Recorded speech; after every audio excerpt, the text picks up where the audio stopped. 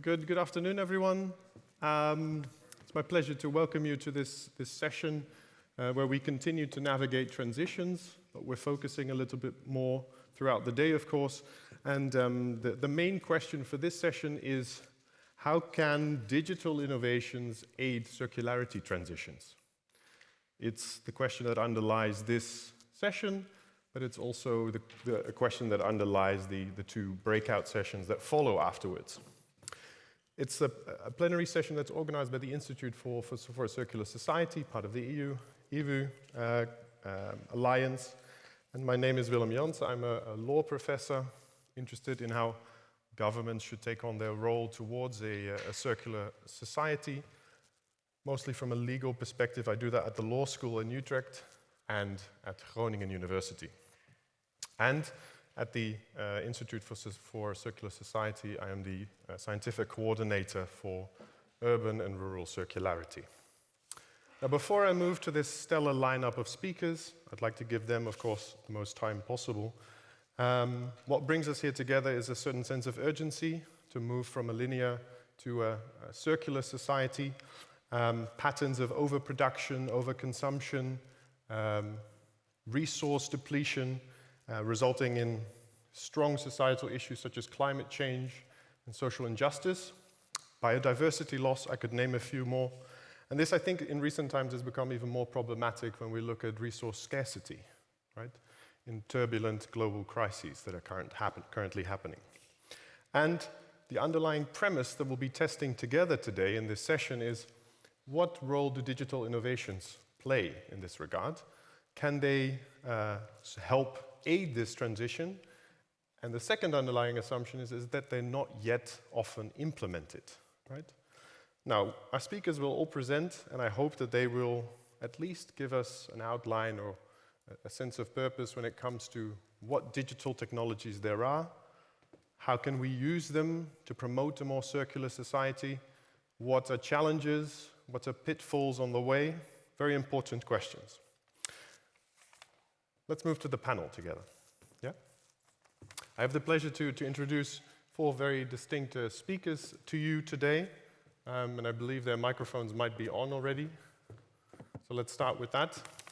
If we start in the lineup, perfect. A self-sufficient panel, always nice.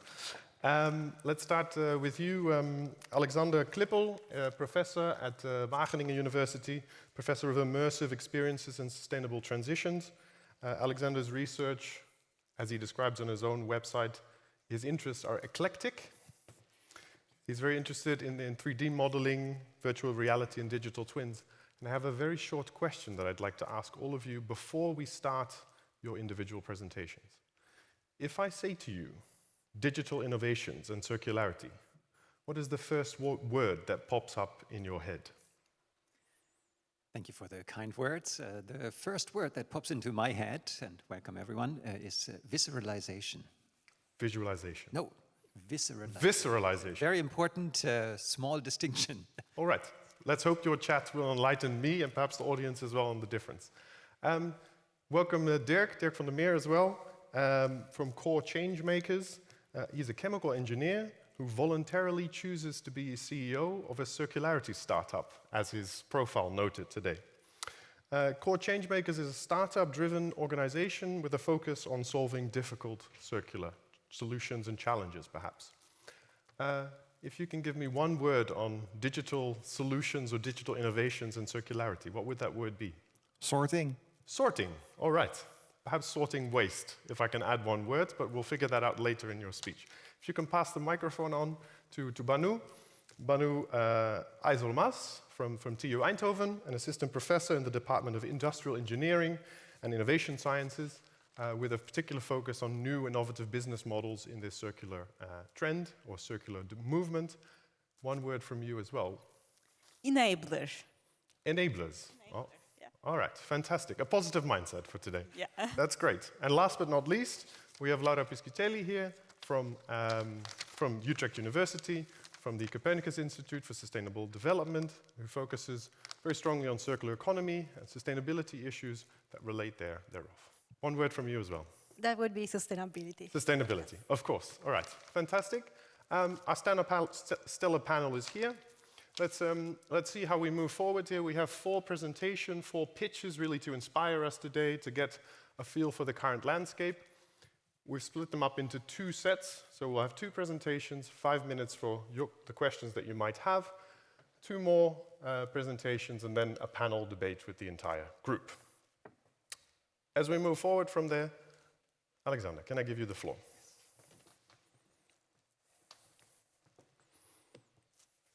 Wherever you'd like to. You can take a microphone or that presentation board.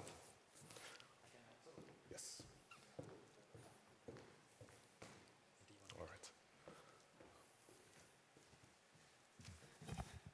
Excellent. Thank you so much, everyone, for being here and for having me. Thank you for the invitation.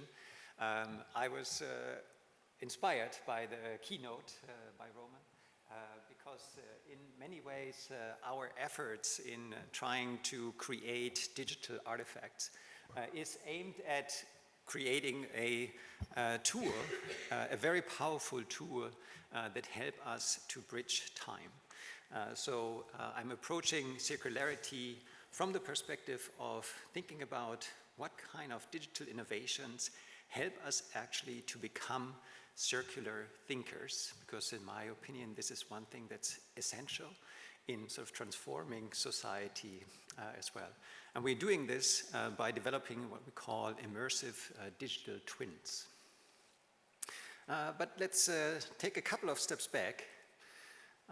So one, actually, there's a slide missing. So I'm not sure where that went. So there was actually a slide of cavemen. So I now have to sort of ask you for your imagination.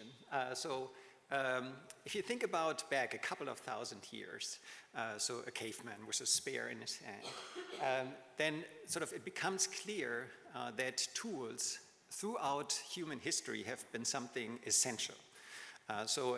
One of my favorite authors, Donald Norman, he wrote a book, Things That Make Us Smart, very pointedly stated that the unaided human mind is highly overrated. But what is really amazing about the human mind is that it comes up with all kinds of tools that allows us to address the shortcomings and the shortfalls that we have. I also used, of course, an example from the Netherlands. So moving on a couple of thousand years to Vermeer, he, with his painting Geographer, sort of captured that aspect also particularly well. Someone who tries to understand the world for how it works, but in the sobriety of his room, aided by the different tools that were available at the time to him. If we move forward, and I hope this works now, yes, into the current stage and day and age, of course we would then have other kinds of technologies that we can envision to help him think and understand the world and to make it a better place to be. And this is actually from an environment that we created for envisioning and experiencing forest futures. So if we combine the tools that we have at this point in time with the technologies and the insights that we have, we can have what Roman is asking for, a very powerful approach to bridge actually time and to have time that is in the future be experiential as if it is in the present. And that of course also goes into the past. And that is something that is currently at the verge of emerging with the data deluge, with the data that we have available in form of models, with the environments that we create to simulate processes, for example, in the physical or societal world in form of digital twins. And then, of course, the emergence of mass usable technologies that we can now buy on the shelf in MediaMarkt and not have to order from some fancy shops anymore. We have been very fortunate with the EWUU, and I'll give you a couple of examples of the project that we had that capture some of these aspects. So imagine this is experienced through an immersive environment. It was a project called Cohesive. Gamze Dane was the PI on this project. It's for Eindhoven and the design of the new station plaza. And what we did is we had a number of participatory workshops where the various stakeholders from the government, from the municipality, from students, and so on and so forth, were able to go through these experiences and explore different scenarios that they think would potentially contribute to a more healthy environment. So everything from what does it feel to look up at skyscrapers, and what does it feel to be surrounded by more or less green, and so on and so forth. This was a project that was very much focused on one location, but how, and I think this is very important, how do we create this now at scale? We have a second project, we call it Anywhere XR. So basically aiming at creating these solutions for the entirety of the Netherlands.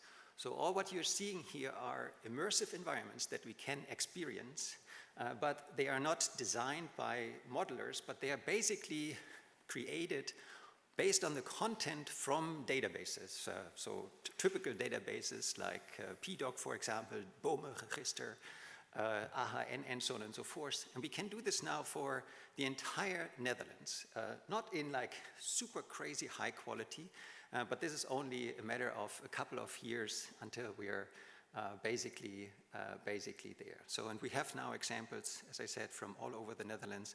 Beauty is we can create this on the fly. Where does it get now really interesting is to combine this with digital twins and simulations so that we can actually explore different scenarios. And this is from a serious game that we designed. We also have a project playing for circularity that Shihan is from Eindhoven is a PI on with our postdoc Agavan. And this is an example of how creating environments that are simulations and that we can experience can actually help us to develop thinking in connections, right? So that we do something and what kind of implications does it actually have, short-term but also long-term. In this case, it was a very complex system, the critical zone, and we designed it for effects of, for example, deforestation on the hydrosphere and processes in the hydrosphere. Not to get too academic, but what the interesting findings were, so we have published this, of course, and then was that with this approach, we can indeed create system thinkers. So we were able to show that this kind of approach allows people to think in systems and not linear anymore, and also that it will help to change policies and the support for policies for pro-environmental action. And I think that this is very important. Well, that was a minute back. So coming to an end with this short presentation. So from my perspective, digital tools are not only there to create a circular society, but we can also use the digital tools that we develop to create circular thinkers so that we actually have people who understand the implications and who can relate to the implications both short-term, but with the technology that we have also long-term. Thank you. Thank you so much, Alexander.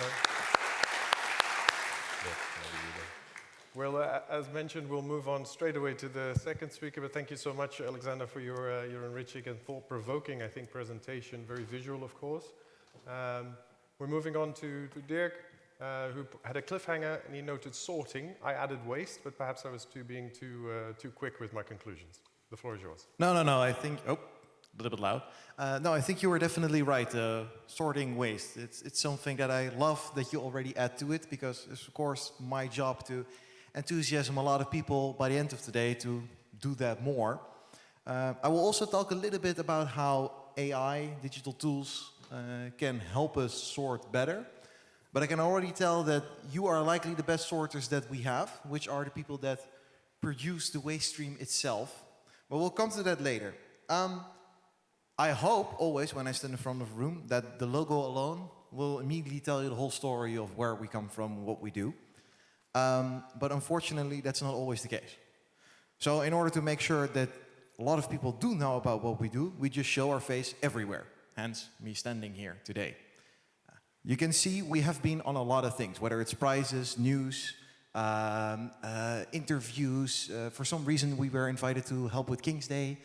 And that is important because what we are is a bunch of students that just want to create an impact.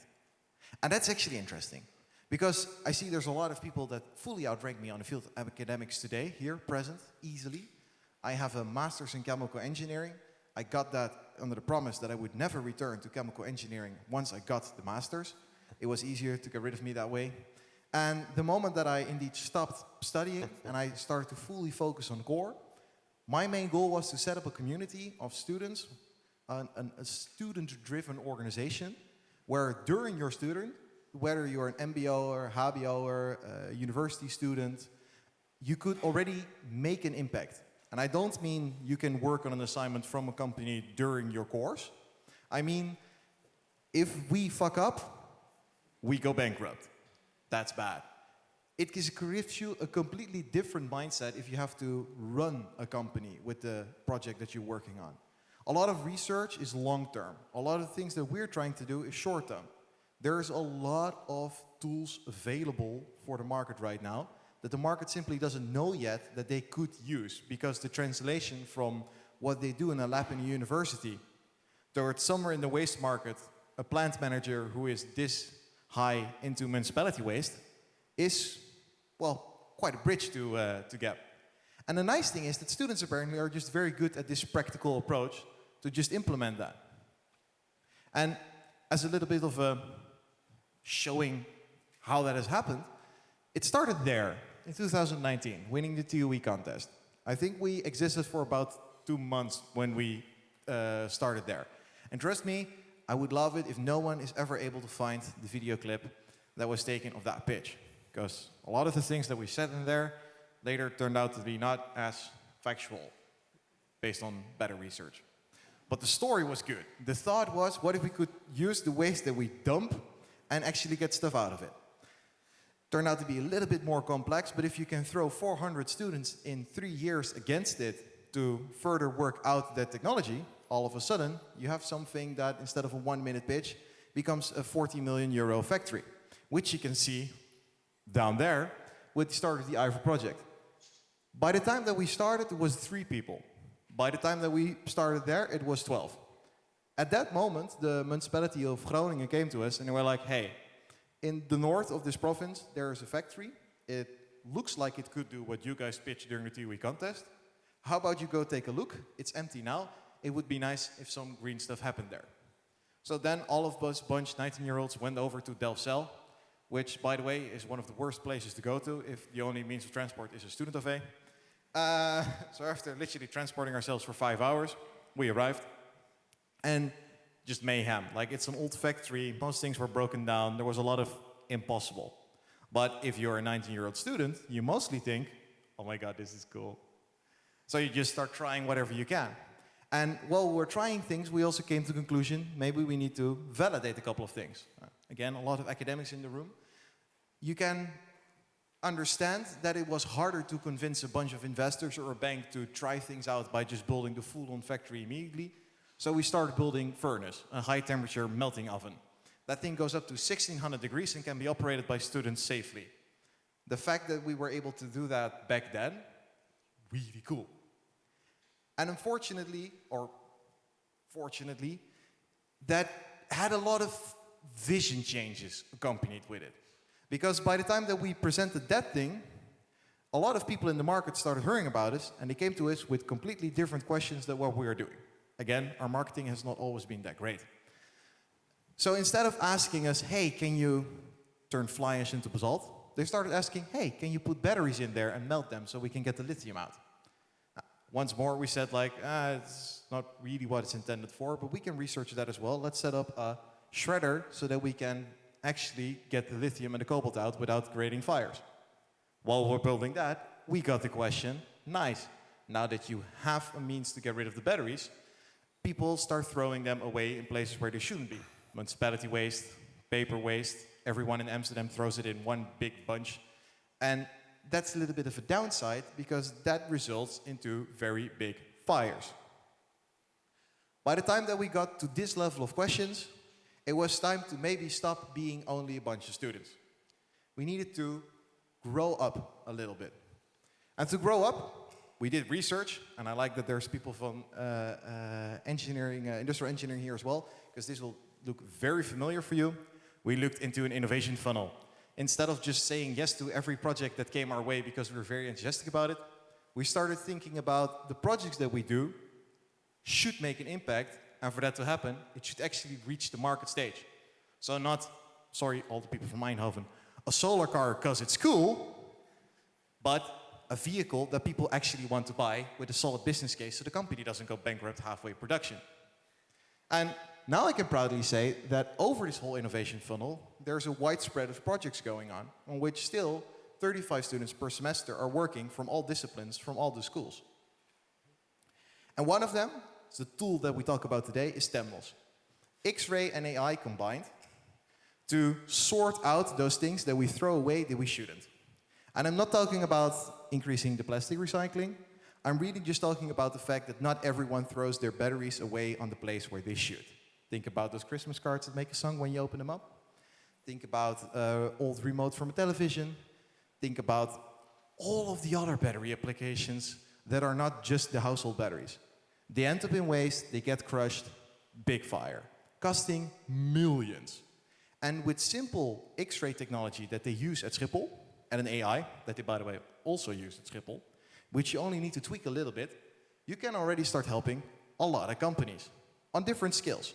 Whether it's with very simple weight sensors and vision cameras, where you can already make sure that, for instance, mercury doesn't end up between the non-mercury holding electronic waste, towards the very large installations, where a whole Renew installation that burned down could have been prevented from burning down with a simple adjustment of 600,000 euros, which compared to the price of 120 million euros that was the cost of that installation, would have been a sound investment.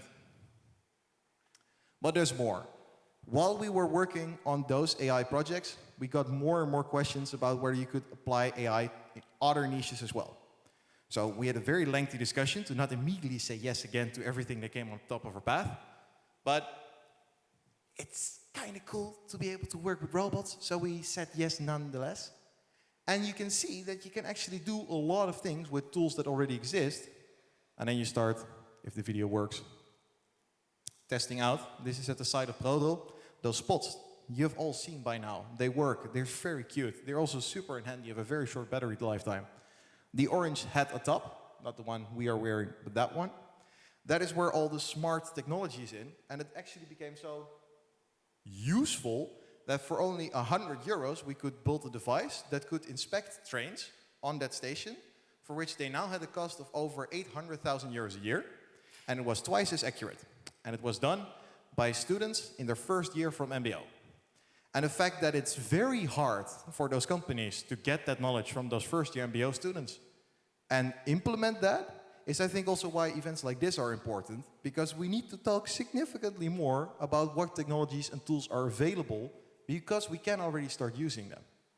Well, and with that, I will also round up and give the floor to everyone else. Fantastic. Thank you so much, Dirk. So we'll take a couple of minutes for some questions from the audience. Who can I give the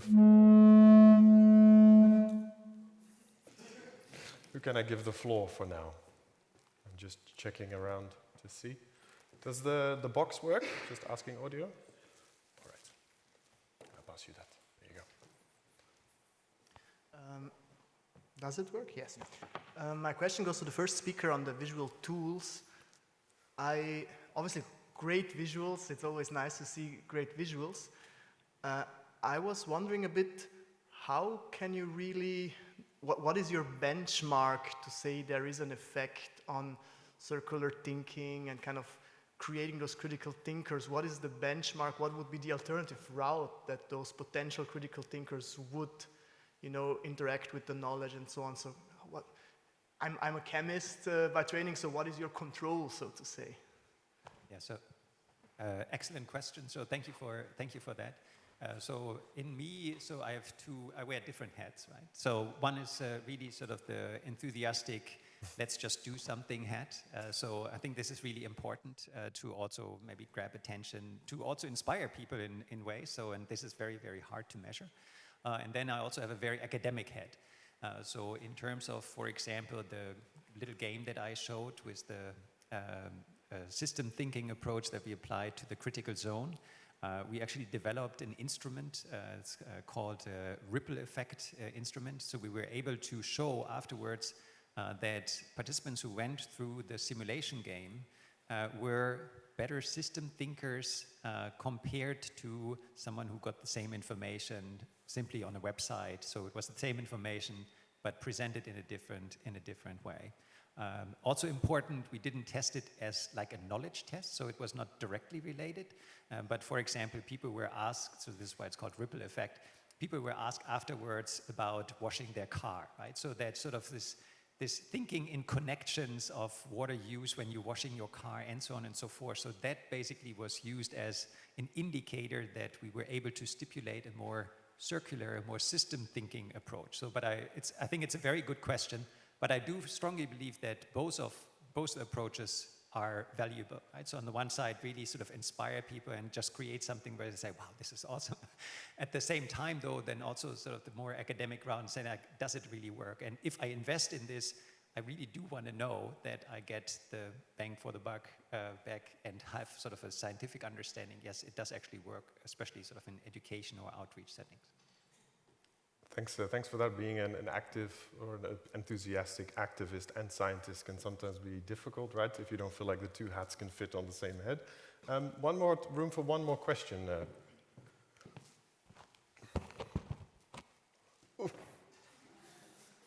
I knew I was going to be tested on my throwing skills today. Thank you so much for helping. My question goes to the first speaker. Thank you very much for your presentation. We talked about circularity, and we know that circularity means about this circle that we want to make. While you are working on helping circularity, how far these tools, the physical product, is circular by itself? Because the material that it uses, and after a while, when you are using it, disposing, then it is not circular anymore. That's an excellent point, yes. So, and I think this is also one of the things that we need to think about, not just in terms of sort of the products being circular, but also with AI, that products, so what is sort of ethical implications. The extreme unfortunate thing with this kind of technology is that the life cycle of any of these technologies is extremely short. Which is great for us, so because we don't have to worry about things such as display resolution, because we just wait 2 years and then it's doubled and it's not a problem anymore. But in terms of sort of the circularity of the products itself that we are using, this is something that is a really, really valuable point. Ultimately, because the maturity of the products has so much improved, so the hope would be that either the production, and this is not my area of speciality, could become more circular in itself, or just like what we have seen with so many other things before, so with the phone, for example, so I'm not updating my phone ever. So it's not, so that eventually we have products that are valuable as they are, and we don't have to wait for the next upgrade anymore. So, and I think that we are getting closer to that, but this is a fantastic point, so yes, thank you for stressing that. Thank you. All right, thank you so much for that question. Also, thank you for your answers, Alexander. We'll continue the debate after the second round of presentations. We'll be moving to some critical perspectives, one mostly from the economics, right? What business models do we need to or can we already adopt? And then we'll move on to sustainability questions. But Manu, the floor is yours. I'll give you this clicker as well. There you go. Does this work? Yes. And this also works. Yes. Well, yes, exactly. That's what I'm trying to do right now. I want to get you your mindset to a bit of a higher level thinking of business value. So how do we actually combine digital technologies and business models to create circularity value? Let's see how it goes. First, I want to talk about the concept of business models. Actually, the previous speakers have really made my job quite easy here today. I think Dirk already talked about a couple of business models, actually, with their projects that are providing core business value, delivering value to their customers. And in the center of this business model, we are talking about a value proposition. Do we have this? Yeah. And how we need to create this value is actually deliver this value. We have a certain customer segment, and we need to reach them through different channels, and then we have some customer relations with them. And to deliver this value, in the first place, of course, we need to create this value, and it's about the key partners that we have. We work together. We don't do it alone, for sure. And then we have key activities to actually realize this value, and then we use some key resources. And eventually, we capture this value in the organization to be profitable, right? To survive, basically.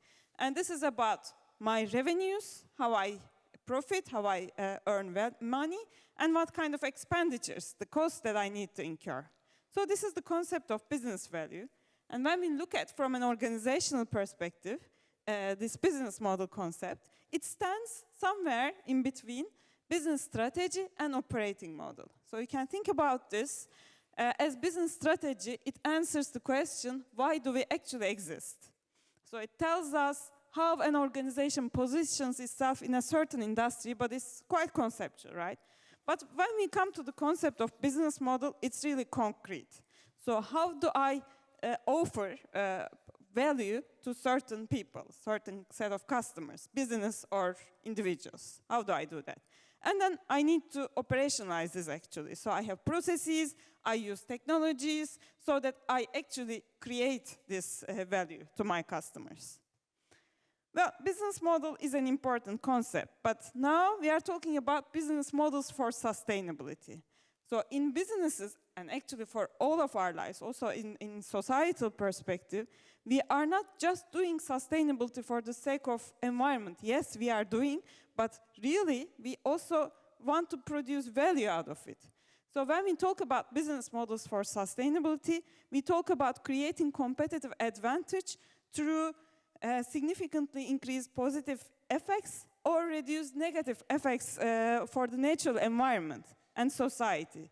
So when we change as businesses the way we work with sustainable business models, we explore new ways of creating value through sustainability as well. So, and that's important for the whole sustainable future and sustainable, profitable organizations. Well, in the first place, Roman mentioned about transitions, right? Disruptions, and disruptions being enabled by movements. Well, we are going through really serious disruptions nowadays in our lives, in business environments. Digital transformation is there. Well, for all organizations to be competitive, they need to go through digital transformation. That's one of the transformations and disruptions. And on the other hand, luckily, we are also going through sustainability transformations, disruptions.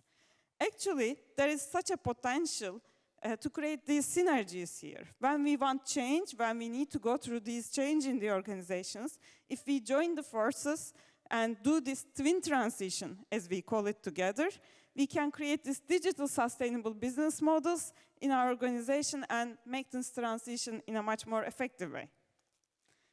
And we can use various software types to do this. So we can really systematize what kind of digital technologies we have and how they enable us to create different kinds of business models.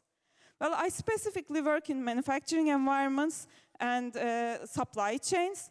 We have this so-called R-ladder that we refer to in this manufacturing environments, in the production chain.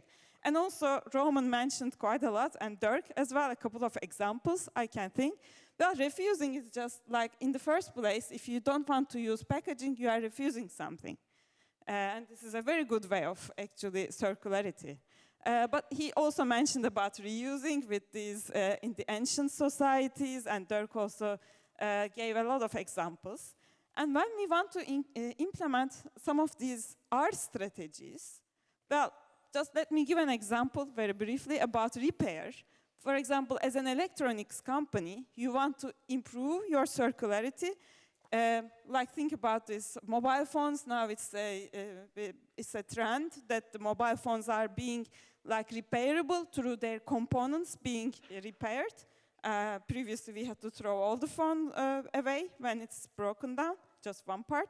But also I work with like capital equipment, really big pieces of products that are used for so many years. And you want to improve and extend your life cycle through repairability of the products. Well, you have to do so many things and make so many changes to your business model when you implement this new value of modular and serviceable products with extended lifespan, which I definitely won't go over the details, not possible. But what I want to give, the message is that you have to make a lot of changes in how you work in your organization. Track the history of these parts, then all your logistics and everything. So you have to implement so many different technologies, actually, to do that. This is just some of the examples.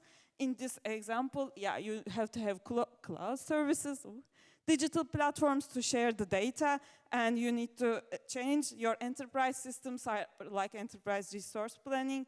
You perhaps need to implement blockchain so that your whole supply chain trusts each other. And data analytics to analyze data, for example, implement predictive maintenance so that you repair before something is broken down because you wouldn't want to wait for this, and so on. Well, this is, yeah, all the structure we have. I want to briefly mention a specific example of how we guide organizations in doing this. Again, not being able to go into the details, but maybe later. Well, we, for example, analyze how we use blockchains. We just mentioned about the problem of scarcity of materials. This is a big problem. And this is, many other problems are really pushing manufacturing value chains to change. And yeah, well, this transition really requires the whole supply chain to work together and change everything all together. And how we do this? Blockchain can be really an enabler technology because one partner, one actor in the supply chain wants to change, okay, but they don't do it because they just wait for others to share their data. And how do we do it in a trustworthy way? Well, we can implement blockchain to do this. And as a research perspective, what I do is, for example, we have analyzed how we can use blockchain and help organizations develop business models that make use of this blockchain. Well, again, a lot of details here. Let me just skip. But this is the result we develop, like a template that help organizations, okay, see how you can implement blockchain into your business model. And start with this example to think about your different business model components to come up with this new business model. And then you can see how different actors can work together and what kind of value you can create together. Well, coming up to my summary and overall messages, I hope that you can take away from this some details and everything. Circularity provides new business value. So it's not just about being nice to the environment. We have really so much good opportunities through circularity in businesses. And we have to implement digital technologies to enable that as well. It's unavoidable. Well, digital technologies are in our service, like we see with Dirk's examples. We don't need to invent the wheel again, but we need to see how we can adapt the existing technologies for our purpose, for specific, like our strategies. And in some cases, we really need to disrupt the way these existing systems already work, but there is a lot of potential.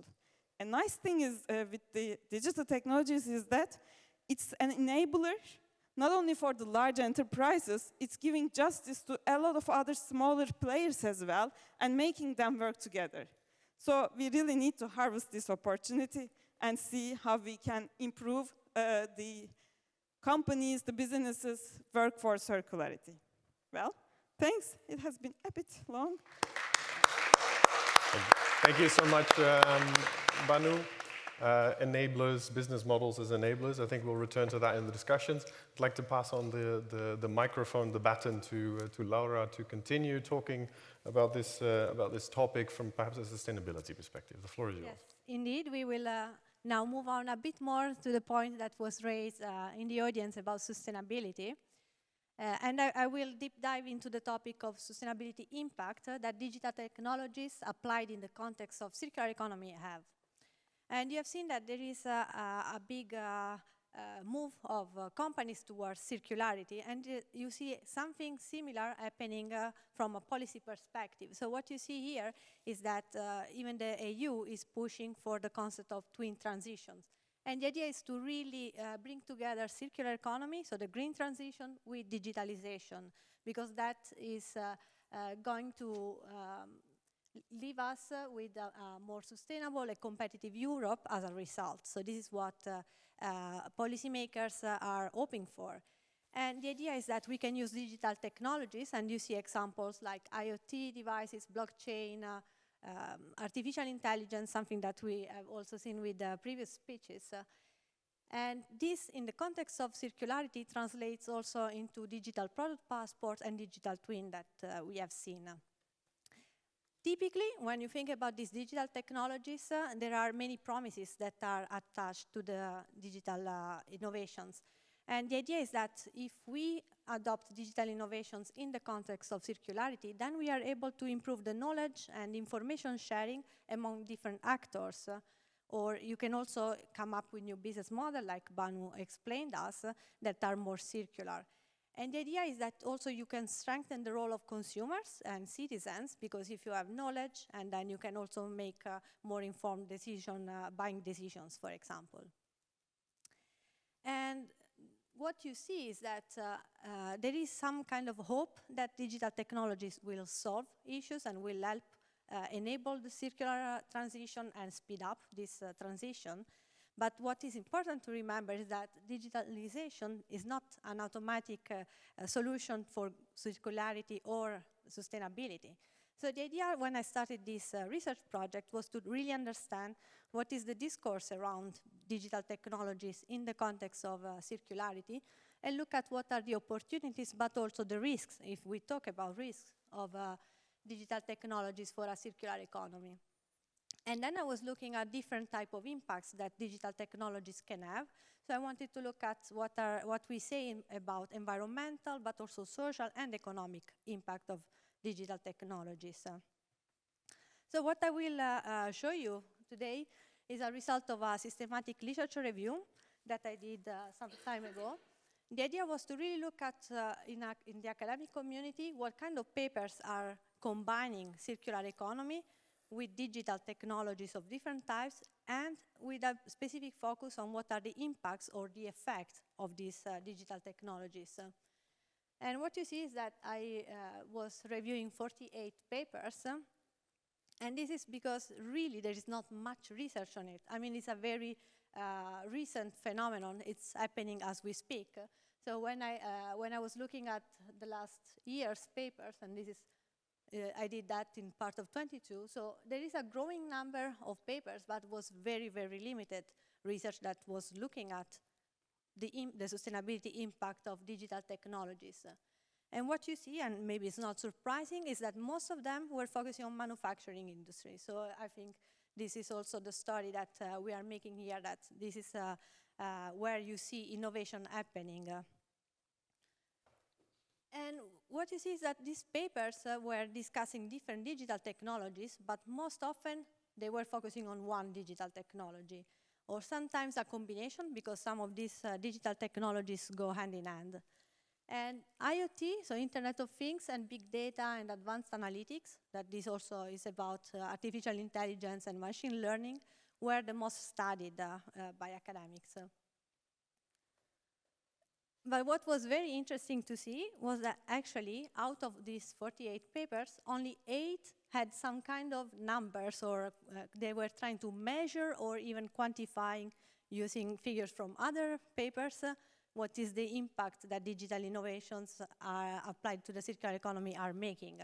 So all the others were basically providing anecdotal evidence that something is promised will happen by using digital innovations.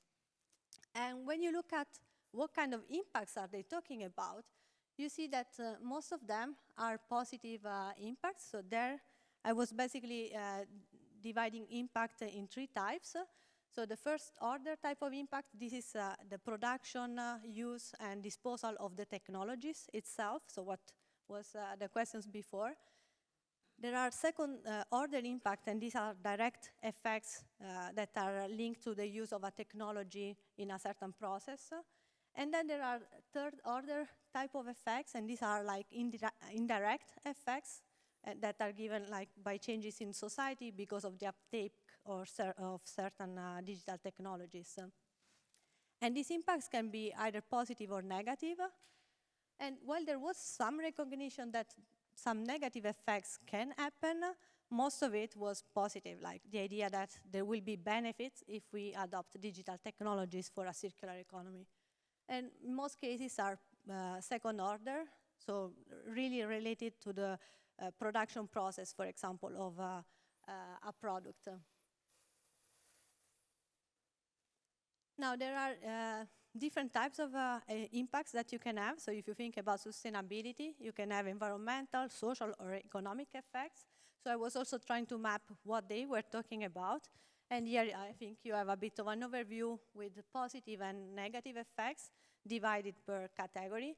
And what you see is that actually most of the papers were talking about environmental effects. So what can be what are the possibilities that are unlocked by the use of Internet of Things in terms of maximize resource efficiency. And you have also a fair amount of negative environmental impact.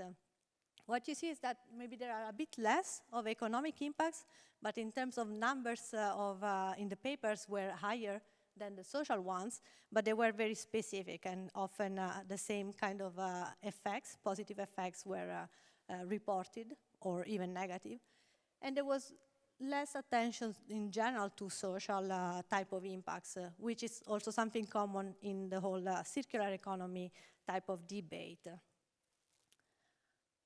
So if we need to summarize and figure out what's happening and how conscious we are about the positive and negative impacts of digitalization in circular economy, we can see that typically we are focusing more on the benefits rather than the possible negative effects, and we focus on the benefits to the environment rather than other areas. But typically we only look at one practice at a time. For example, the implementation of a specific digital technology by a company and the results of it, rather than having a more systemic type of view. What you see is that we are still at a stage where we have expected type of impacts rather than effective measured impact. And we are it's very difficult to look at third order impacts. And these are rebound effects, are unintended consequences that we see in society. So these are the most difficult to capture, and you see less of it in the papers. And also maybe a warning that some technologies, we cannot really look at them as a bundle because some technologies cause more negative effects than others. So what you see, that one case where the negative effects were clear was, for example, in the case of digital platforms, and that's because probably they become very popular some years ago, like digital platform like Airbnb or Uber, and there was quite some research to figure out what are the negative effects of this, the widespread use of these platforms. So for these cases, you had more examples of actually trying to measure and negative consequences, but for new technologies, you have way less. So this is also maybe an open call for being very aware of the positive benefits, but also the unintended effects, and try to really look at them as researchers while we do our own work. That's all. Thank you. All right, thank you so much. Thank you, Laura, for your thought-provoking, I think also very critical perspective on this, this topic. If I can open the discussions for the time that we have left, the presentation of Alexander, you mentioned emerging technologies. We talk a lot about enablers, right? Business models. I got very inspired by the students getting to work. But what's holding us back at the moment, in your opinion? What's the major obstacle from navigating this transition or moving forward? You're going to give the floor first. What's holding us back? I can start. I think from what I observe is the need to change altogether. So it's, I was also mentioning a bit in the manufacturing environments, it's all the supply chain. And there is the orchestrator, as we call, usually having the main value, or the brand owner, as we call it, like benefiting most. But we need to make transparent that these new business models or business value would be actually designed in such a way that everyone benefits from it, so that everyone contributes to this whole change process. I think that's one thing, because everyone is waiting for the others to make sure that it's profitable and feasible to participate in this. Yeah. Well, I think to add to that, to break that cycle a little bit, you see that there's an important role for governments. So in creating well, the legal work around it. No company is going to be the first one, because the first companies are going to die financially from making that change. And I think that the tool, often they talk about law, so just enforcing it on the big companies. What you see in most ecosystems, especially the very conservative ones, is that there is much more to earn with subsidies, smart, tiny changes that you could make. So more disruptive technologies like this can get to a level where the more conservative markets see it as a TRL 9, an existing, working, functioning technology that they can just implement. Within the recycling industry, the moment that magnetic separator starting to be a solution, at least for part of the laughing gas cylinder problem, all of them bought magnetic separators. They were bought everywhere. Before, there was like risky, I don't know, I don't want to be the first one to buy it. As soon as it worked somewhere, everyone did the same thing. All the recycling factories in whole of Europe look exactly the same. Sometimes they have a little bit of a different scrubber on the back, but apart from that, they are the exact same design. There's only 5 companies in the world building those. So starting helping those startups, starting the innovations to prove once that they work on industrial skill, might be the easiest breakthrough there. All right, so a stronger role for governments and for the law, perhaps. The good news is yesterday the eco-design regulation was passed again. We're talking finally about rights to repair, so I think we're moving in the right direction.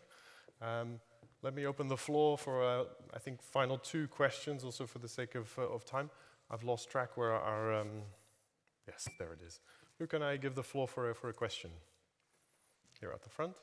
Maybe you can just throw it front. We'll make it a collective effort. Go ahead. Very good. Hi. It was really fascinating to hear about the possibilities for digital circular economies, especially from the last 2 speakers.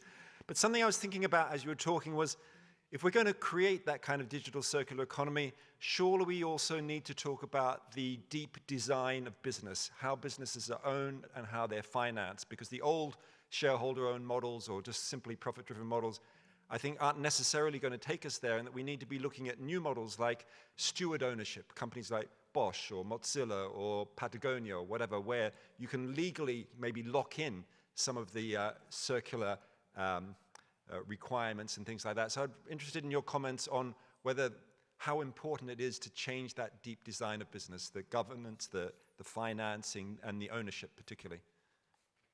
All right, who can I give the floor? Manu. I think it's for me, kind of, at least, to start with. Well, unfortunately, I am very excited about this. I'm an engineer, so my mind doesn't work much. I talk about business models, but from a more design perspective. But yes, it's exactly that way. So there must be some leaders in this guiding the industries, and this is happening. We see it really pushing and changing the way the rest of them work, but also to make it more economically feasible and viable. Yes, they also need to change and show it to the others, and also let the smaller players have some part from the main pie to benefit from this. But yeah, maybe also you can. Yeah, we're in for one more. Yes. Yeah, maybe just to follow up, I can bring you my experience when I teach, because I have a course on circular economy, and then the students really look at how companies are changing their products, their processes, and their business models towards circularity. And I think we have this kind of idea of incremental change in doing better and being more circular. And then the students, by reading the reports, the corporate reports, end up saying all these companies are all very circular, which is partly true, but we know that there is a lot of that is not done. And indeed, we close the course saying, actually, there are alternative views like degrowth and what role degrowth would play in the context of a circular economy. What kind of imperatives are we looking at? Because if we don't buy, it's actually even better than buy a circular product. But it's a shift that you see also in the mindset of the students, that they are open to new ideas and new economic system models. But what we try to do is to see what you can do in the current system and what maybe are alternative systems that we should be thinking of. Yeah. All right, so a bit of a fundamental shake-up, perhaps. We have room for one last question, at least here. Maybe I can speak up. We try and catch this. Thank you. My name is Tarek, Assistant Professor of AI from Wageningen University. While I do agree on the use of AI and big data, maybe to provide insights for minimizing waste, resource allocation, and also maybe product design. But also I can see that many other applications for blockchain, IoT is maybe for traceability, tracking, and trust. Have we already assumed that the knowledge sharing through other means or traceability, have we given up that way, so we really need to go for the technology to enable this? Because at the end also you need regulation to enable the use of these technologies. So, or is it because, yeah, these are nice technology looking for application? Can you enlighten us on this? I think it will always be a combination of multiple factors. Like it's the most cliche answer to such a question, but it is the truth. Because for some things we do need to make the next step. And I think we've learned, like, sometimes you need tools. Like, do we really need something else than a spear to catch food? Yes. But that doesn't mean that it was also not smart to maybe start thinking about, instead of running with 80 people behind a mammoth, to see if we can grow potato. So it's not all about a technological change, it's also about a behavioral change, I think also linked to the question that was asked earlier. So yeah, to round it off in that cliche again, it will be a combination of multiple things, but I do feel like it is important, especially for universities, where a lot of the knowledge is developed and you have more of that safety to develop, or the technology part of it on the longer run. It's important to take that role. That is also a little bit the role that society gives, I feel, to the universities, the developers on the long run, so that what you're talking about could be way more the role of the societal leaders inside there. And there is a place for universities there, don't mistake me, but it's a tinier spot that there might be for instance, people in the government or municipalities. All right, thank you so much for that answer. I think the debate will continue today, luckily, because we're running out of time for this session, even though I know there's more questions. So please do know how to find our excellent lineup of speakers. Give them a big round of applause.